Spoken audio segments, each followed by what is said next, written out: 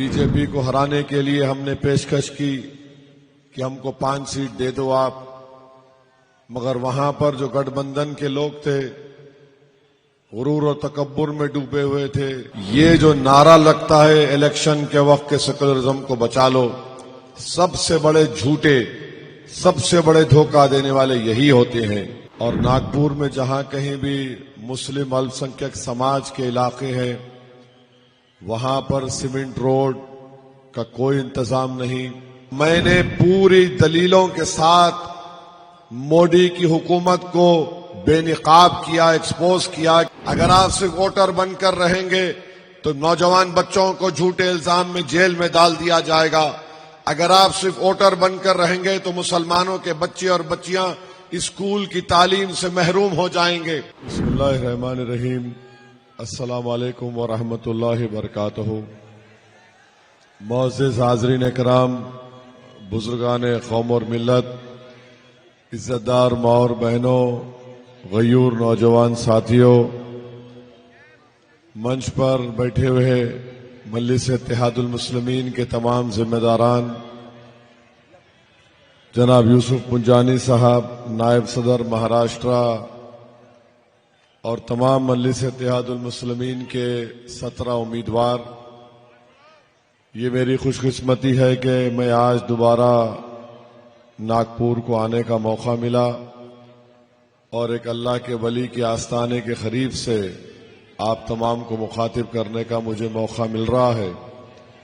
میں آپ سے یہ کہنے آیا ہوں کہ 15 جنوری کے دن جو بلدیہ کے انتخابات کا متدان کا دن ہے، آپ تمام لوگ اپنے ایک ایک ووٹ کا صحیح استعمال کریے اور مجلس کے تمام امیدواروں کو اپنی دعاؤں سے اور اپنے ووٹ سے نواز کر ناگپور میں آپ کی پارٹی کی ایک لیڈرشپ کو مضبوط کریے۔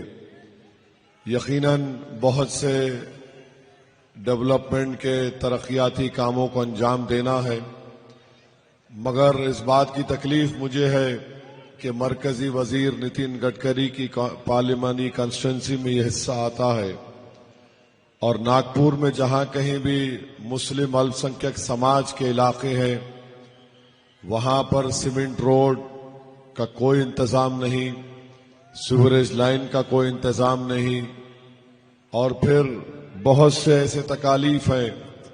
تو یہ ایک الیکشن ایک بہترین موقع ہے آپ کے لیے کہ آپ اپنے ووٹ سے اپنے امیدوار کو کامیاب کریے تاکہ وہ آپ کے علاقوں میں ڈیولپمنٹ اور وکاس کا کام کروا سکیں۔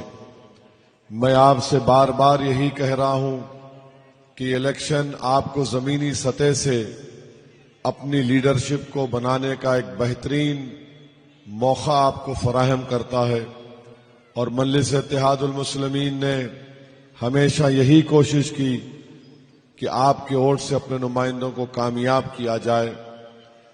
مخالفین بہت ہے مجلس اتحاد المسلمین کے، ان کے پاس سوائے الزامات لگانے کے کچھ نہیں کہہ سکتے، مگر میں ان کے الزامات کا جواب دیتے دیتے تھک تو نہیں گیا ہوں مگر بیزار ہو چکا ہوں، کیونکہ آپ جتنا بھی ان کو سمجھائیں گے یہ سمجھتے کہ یہ بڑا کارنامہ کر رہے ہیں۔ ہم بہار میں چناؤ لڑے، بی جے پی کو ہرانے کے لیے ہم نے پیشکش کی کہ ہم کو 5 سیٹ دے دو آپ، مگر وہاں پر جو گٹھ بندھن کے لوگ تھے غرور و تکبر میں ڈوبے ہوئے تھے، انہوں نے کہا کہ آپ سے الائنس نہیں کریں گے۔ ہم نے انتخابات میں حصہ لیا، 29 اسمبلی سیٹ پر مقابلہ کیا۔ وہ جو 4 MLAs کو ہمارے یہ لوگ توڑ کر لے کر گئے تھے، وہ 4 کے ساتھ ہم نے اختر الایمان صاحب کی سیٹ پر دوبارہ کامیابی حاصل کی اور 5 سیٹ پر ہم جیت گئے۔ کانگریس پارٹی 60 سیٹ پر الیکشن لڑی اور ان کے صرف 6 سیٹ پر ان کو کامیابی حاصل ہوئی ہے۔ تو میں آپ کو بتا رہا ہوں کہ جو لوگ سیکولرزم کا ایک جھوٹا سیاسی نعرہ لگاتے ہیں، سب سے زیادہ نقصان اگر الپ سنکھیک سماج مسلمانوں کو کسی نے کیا یہ جو نعرہ لگتا ہے الیکشن کے وقت کے سیکولرزم کو بچا لو، سب سے بڑے جھوٹے، سب سے بڑے دھوکہ دینے والے یہی ہوتے ہیں۔ یقیناً میں سیکولرزم میں یقین رکھتا ہوں، مگر وہ سیکولرزم جس کو بھارت کے سمویدھان میں ذکر کیا گیا ہے۔ یہ جو سیاسی سیکولرزم ہے یہ ہمیشہ استعمال ہوا مسلمانوں کی لیڈرشپ کو ختم کرنے کے لیے یا ان کو بننے سے روکنے کے لیے۔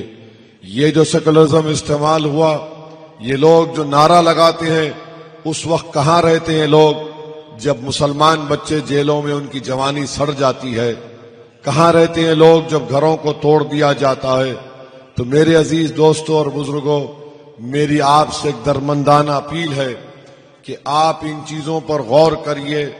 آپ کا ووٹ بڑا قیمتی ووٹ ہوتا ہے، یہ ایک امانت ہے، اس امانت کا صحیح استعمال کریے۔ اور میں آپ سے گزارش کر رہا ہوں کہ مجلس اتحاد المسلمین آپ کی ایک بے باک آواز ہے۔ آپ نے دیکھا کہ مودی کی حکومت نے اجیت پوار کے ساتھ، شنڈے کے ساتھ، چندرا بابو نائیڈو کے ساتھ، نتیش کمار کے ساتھ بھارت کے آئین کانسٹیٹیوشن کے خلاف ایک وفق قانون کو بنایا۔ اس وفق قانون کو اس پارلیمنٹ کمیٹی میں ممبر تھا، 127 پیجز کی ڈائسنٹ رپورٹ میں نے دیا، اور جب پارلیمنٹ میں بل لایا گیا تھا تو میں نے پوری دلیلوں کے ساتھ مودی کی حکومت کو بے نقاب کیا، ایکسپوز کیا کہ یہ صرف اور صرف قانون مسلمانوں سے ان کی مسجدیں، درگاہیں، خانقاہوں کو چھیننے کے لیے لایا گیا۔ اس بل کو پھاڑ کر میں نے پارلیمنٹ کے فرش پر پھینکا، اور میں آج بھی بتا رہا ہوں یہ قانون کا ایسا استعمال ہوگا جہاں سے ہماری وقف کی جائیدادیں ختم کر دی جائیں گی۔ یا تو کوئی مستقبل میں کوئی وقف نہ کرے، یا ہے تو اس کو مسلمانوں سے چھین لیا جائے۔ دوسری طرف سیکولر نام نہاد سیکولر پارٹیاں ہیں، آپ پوچھئے ان لوگوں سے کہ ممبئی ٹرین بلاسٹ ہوا، 185 لوگوں کی موت ہوئی اور 11 مسلمانوں کو گرفتار کیا گیا، اور ان میں سے 19 سال تک یہ لوگ جیل میں تھے۔